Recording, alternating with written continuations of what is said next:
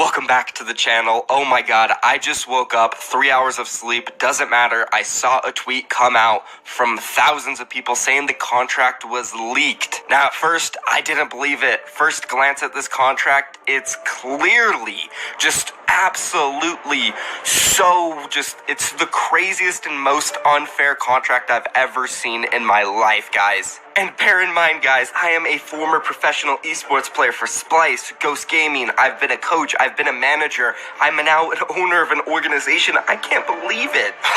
Seriously, I'm dumbfounded about how ridiculously one-sided and unfair this contract is. So I couldn't believe it. There was no way my brain can actually believe that FaZe had a player sign something like this. Unreal. In this video, we're going to go through this whole entire contract, and I'm going to explain to you guys why it is the most unfair thing and why TFU was taken advantage of by FaZe Clan in order to get him to sign this contract. But Keemstar did confirm that this contract was legit by the people that leaked it, which is The Blast, who are verified on Twitter. Let's take a look at this tweet first coming out from Keemstar, just so everybody can see that it was allegedly confirmed by him to be legit. He said, the TFU and FaZe Clan original contract was allegedly leaked to The Blast News. Here are some of the key points, and oh my god, is the contract horribly bad for TFU. Down below, brand deals brought in by FaZe Clan, 80% to FaZe, 20% to TFU. 50% in-game sticker and merchandise, 50% TFU, 50% FaZe. That is his supporter creator code, guys. No wonder why Banks got it tatted on his leg. They are rolling in dough from it.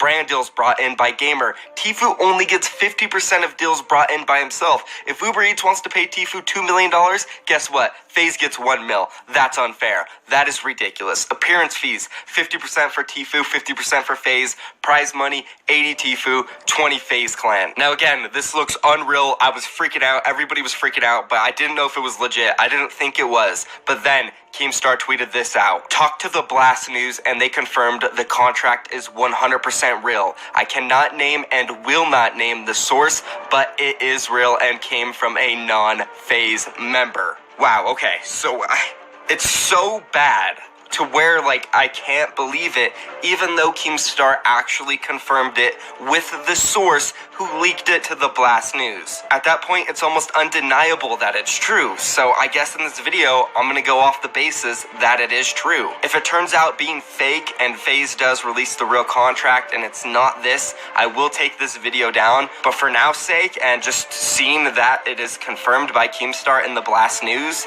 I'm gonna go off the basis it's legit, guys. So let's jump straight into this article because there is so much that you guys need to know about this contract, which is beyond unfair for TFU and needs to be terminated as soon as possible. Jumping straight into it, again, this was leaked by TheBlast.com. Fortnite gamer TFU's contract with FaZe Clan finally revealed. By the way, guys, don't forget to drop a sub if you like staying updated on this FaZe versus TFU situation or any other drama situation in Fortnite. But now, let's jump into it. The Blast obtained the gamer agreement from a non-FaZe source between TFU and FaZe Clan, which outlines just how much money the gamer has to give up of his lucrative endorsements and tournament winnings. TFU claimed FaZe was entitled to 80% of the profits from his endorsement deals, but after the lawsuit was filed, FaZe leader Banks came out and claimed TFU was an ungrateful liar. Banks also released information claiming to have only collected $60K out of $300K of deals with third-party vendors.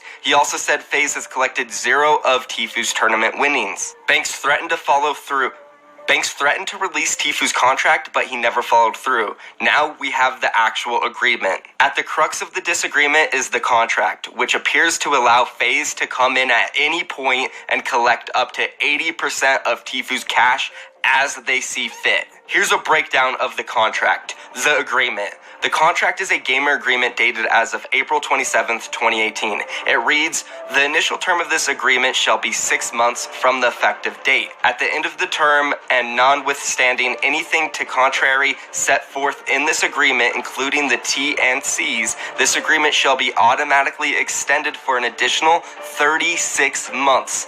That's a total of 3 years, guys, provided the following conditions have been met, which includes participating in tournaments and training sessions with the team and representing the team, including at events arranged by company or where company decides to participate, and provide publicity and promotional services as required by company. So essentially, Tfue was automatically locked in for 3 years with Faze after his initial 6 months. Now, this is something that has become standard. All these players in Fortnite are getting signed to 3-year contracts, and it's crazy. They're getting locked in for so long. 3 years down the road, their careers might be over. They might not even be pro players anymore.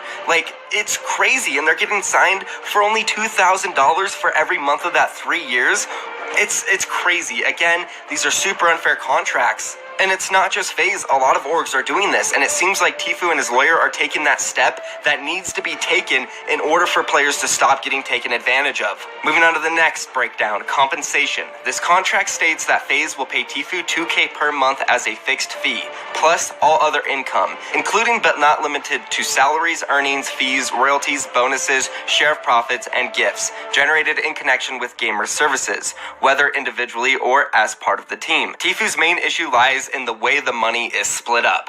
In-game/sticker, which is his creator code income, 50% to gamer, 50% to the company. They are taking 50% of the money he makes off his supporter creator code, which we know might possibly be over $1 million per month overall, and they are cutting that in half and taking it from him. No wonder why Banks tatted it on his leg. They are rolling in money from this, guys. The next one, brand deals featuring the gamer that exist on gamer or company's content creation platforms, Twitch/YouTube, or social media sites. If this deal is brought to the company by gamer, 50% to gamer and 50% to company. So again, if Uber Eats or DoorDash or any big brand, Nike, comes to him and says they want to advertise him on YouTube, Twitch, or whatever, he has to give 50% of that to the company, even though he found it. Now, if anybody thinks that's fair, I don't even know what to say to you. I don't. Brand deals featuring the gamer that exist on gamer or company's content creation platform, Twitch/YouTube, or social media sites.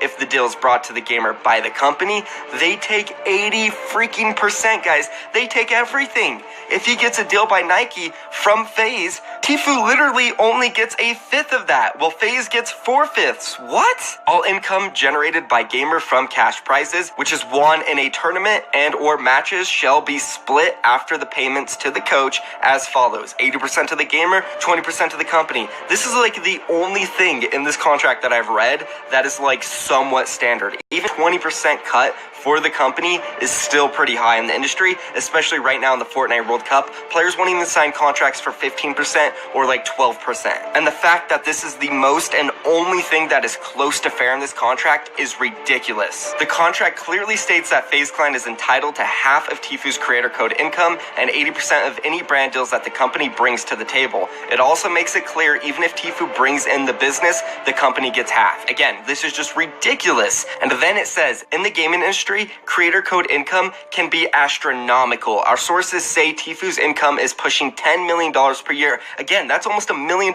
per month, guys.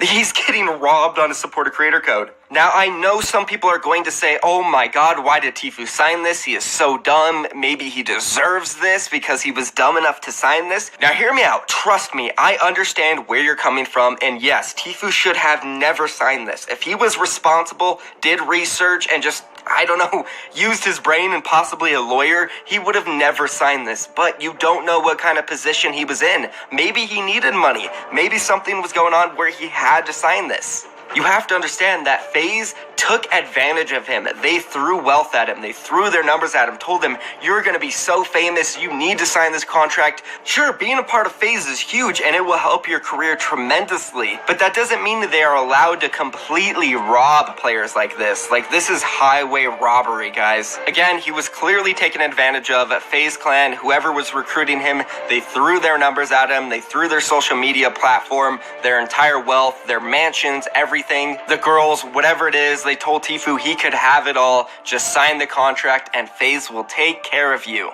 And by taking care of you, they mean once you get really big, they will take advantage of you and take pretty much half or more of what you earn, which is unreal and unfair. And now I completely understand why TFU took it this far, hired a huge ass lawyer, top 5% in Southern California for 12 years straight in order to get out of this and hopefully change the course of esports and how players are signed and how unfair the contracts are. We need unions. We need people to understand that players are being taken advantage of every single day in this industry, and it is so terrible. It's mind-blowing, and I could rant on and on about how I'm a former player, a coach, manager. Like, I've been there. I've been in every position these players or coaches or whoever they are have been in, and I know these teams like to take advantage of players. I was a professional player for like 4 years straight, but I only signed with 2 different orgs despite getting many offers, and that's because all the contracts they threw at me were terrible. And I will say respect to Ghost Gaming and Splice because I did play under those organizations, and they did give us pretty fair contracts. Some of it was, in favor of the organization, but at a certain point, of course, some of it is going to be in favor for them. But overall, it was pretty good for the player. And the good thing about it is both those contracts I signed were very short. I was on Splice for 6 months. Then after 6 months, I was free to walk or we could renegotiate. Well, guess what? I walked because I wanted to get into the Overwatch League. Didn't work out, but still I had the option, which I respect for that. If you guys are getting into esports, you're a pro player, do not sign these 3-year deals. You can renegotiate. You can get a lawyer and you can tell them you don't want to sign that because guess what? Eventually somebody is going to sign you or they will give in and they will give you a better deal. Don't ever feel pressured or feel like you need to sign these contracts. Do not ever feel like that because you don't, I promise you. That is going to be it, guys. Thank you so much for watching.